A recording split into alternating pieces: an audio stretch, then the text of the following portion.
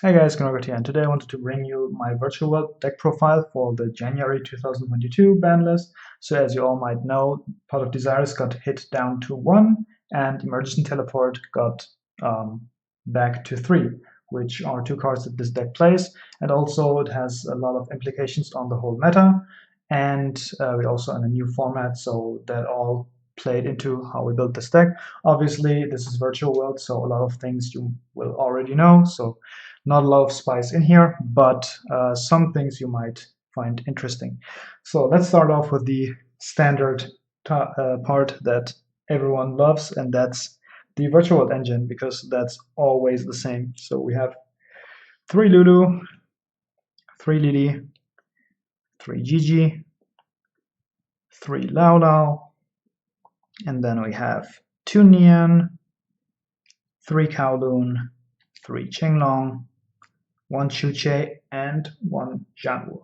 So these are the standard ratios. The only thing that's sometimes different is some people play 2-2. I personally don't. This is the virtual world engine. So let's get to the more interesting part. Last time, at least, I could show off the new rarities of the cards, but this time it's just like, yep, we play 3 of everything. All right, so E-Tailor got back to 3.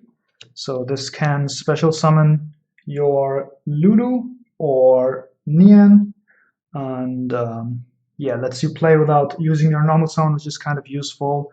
And also there's another thing you can do with this, which I will show you in a second. Speaking of, E-Tailor can also bring out Gamma, but that happens very rarely. But this already brings us to the hand trap part. So we have 3 Gamma, best hand trap in this deck, because it's a very high impact hand trap. B, you can discard the driver for Qinglong or Zhanwu. And C, it protects your place, because you activate a lot of hand effects or your Kowloon with no monsters on the field. So if they try to ash you, you can punish them. And if you actually Gamma on your own turn, it's game over for your opponent. Next hand trap, we are back to 3 Ash Blossom. Now, Ash Blossom fell out of favor a bit last format because of strong combo decks. This is just like trades for 1-for-1, and these combo decks usually had a lot of gas, but in early formats, because of how versatile it is, I like Ash Blossom. Another very versatile hand trap is Impermanence. Very standard, it's decent against Sword Soul, it's pretty much hits most of the things. Also, it's good against Appaloosa, which is the bane of this deck. So these for the standard hand traps and E-Tailor.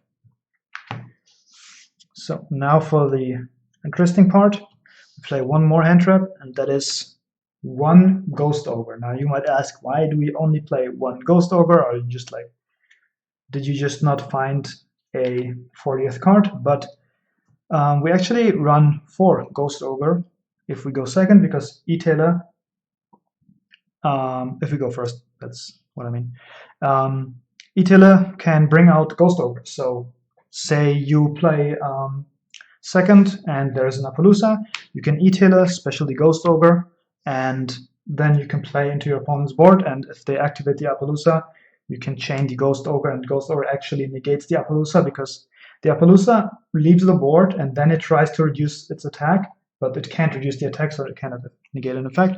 So that's very nice. And most importantly, the reason why I'm on Ghost Ogre, I was considering playing 2, is because of the Brave engine. So as you might know, Journey to Destiny is a continuous spell that gives you a Brave monster, and in most cases it's a Wandering Griffin Rider, but because it's an activation effect when it's on the field, you can actually Ghost Ogre the Journey and they won't get the Griffin.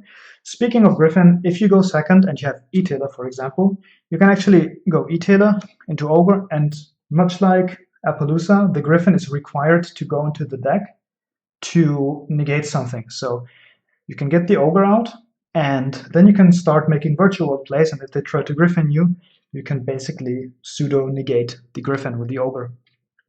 So that's why Ogre is a one-off hand trap in this, and I might consider bumping it up to 2. So for the last 3 cards, we have the single lonely pot of desires. I don't know whether they hit it, but they did.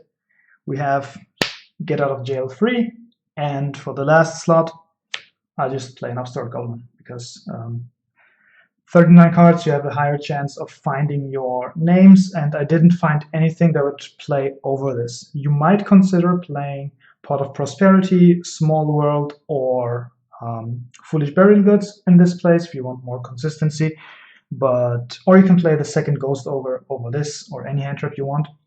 But for now, I just decided to go with 39 cards in the deck. That's it for the main deck.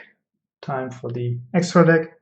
Obviously, play the Shan, we play the Zolkin package, basically the standard board you want to build.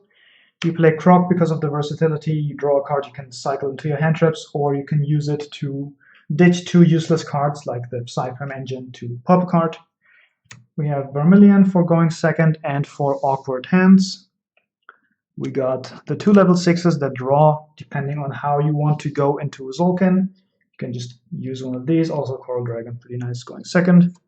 We have Juju, speaking of going second, can also send, and you can climb from there, like Juju, send a card, and then climb into Vermilion, destroy another card.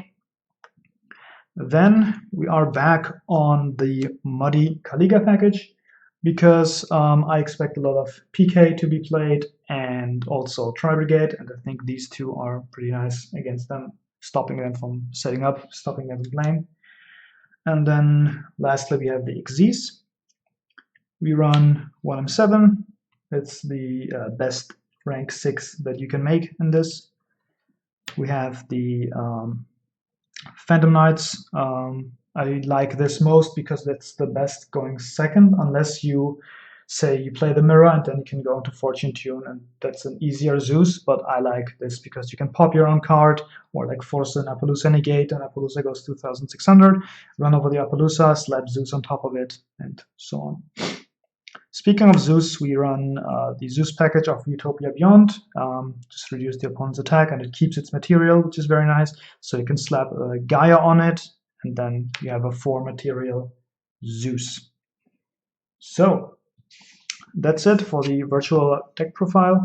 Let me know what you are running. Do you run the Brave engine? Are you going with the Assault Mod engine now that Emergency Teleport is at 3?